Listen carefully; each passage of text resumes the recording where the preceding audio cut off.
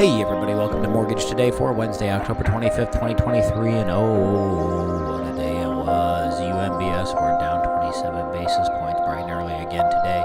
We had a good day yesterday, and now it's giving it all back. This is why we can't have nice things. Bonds were initially sideways in the overnight session, but began drifting higher in yield as the domestic session approached. Stronger data out of Germany certainly didn't help things very much, but the most noticeable selling arrived at the 820 CME open with an obvious uptick in volume and weakness. U.S. equity index futures slipped after Microsoft and Google parent Alphabet Inc. delivered a mixed picture of big tech earnings, setting the stage for peers still reporting this week. Contracts on the Nasdaq 100 sank 0.4%, and those on the S&P 500 were down 0.3%. Rate sheets this morning were waving goodbye to yesterday's gains as mortgage bonds started out underwater, and the 10-year Treasury yield starts reaching for 5% again.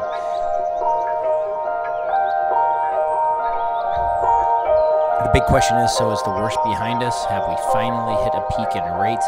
It's still too early to tell, although there is some hope that the 5% level on the 10-year will prove to be the final line in the sand. If that happens, mortgage bonds will also find a floor, which would help stop rates from rising. We also got new home sales, which rose to 759,000 on a 680K estimate. It was 676 previously, up 12% month over month and 34% year over year. We also got building permits were down 4.5% on a 4.4% estimate. Median price fell 12% year over year to 418,000. Goldman Sachs also released its 2024 housing outlook yesterday, which says that 2024 will look a lot like 2023, with mortgage rates stuck between 7 and 8%. They see home price appreciation more or less stagnating, rising only 1.3% for the year. They see housing starts falling next year, weighed down by a huge backlog in multifamily properties under construction with poor absorption rates. Bonds had somewhat of an encouraging rally over the past 3 days, but that all went out the window today. Why? Well, for no particular reason.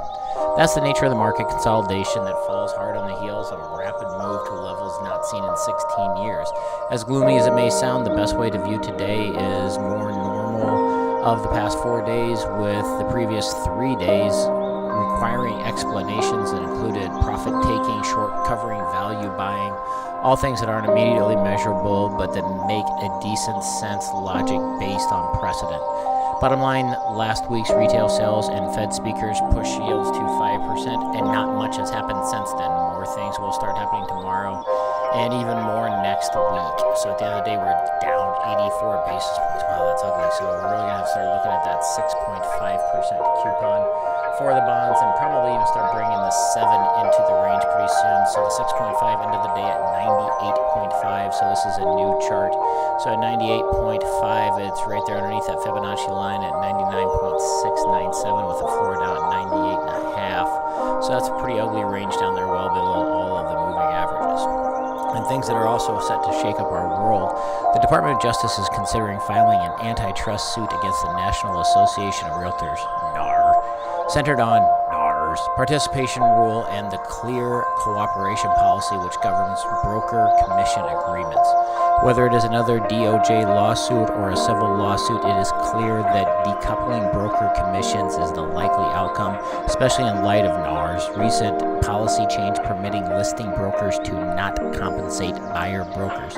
Last week, it was reported that the RealEstate Board of New York will prohibit listing brokers from paying buyer brokers beginning January 1st. The end result of decoupling broker commissions is likely higher upfront costs for homebuyers. It is also expected to reduce the number of licensed real estate agents in the U.S. If first-time homebuyers are affected and there are less real estate agents, it could result in fewer annual home sales. Oh, great. That's just what we need right now.